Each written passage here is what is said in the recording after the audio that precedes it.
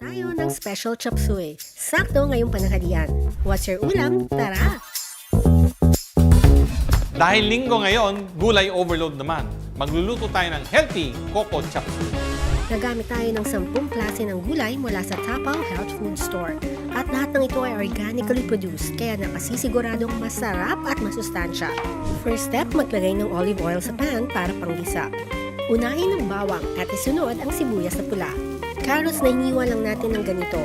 Isunod ang sayote, celery at baguio beans. Ituloy lang ang paggisa. Pagkatapos ay ilagay ang chopped shiitake mushroom.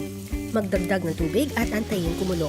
Pag kumulo na, ilagyan ng cauliflower, cocoa aminos. Pakuluan sandali at ilagay ang cocoa sugar.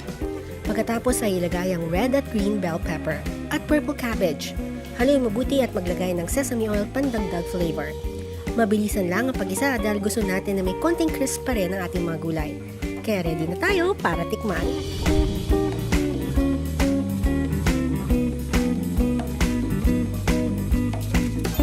Tikman po natin.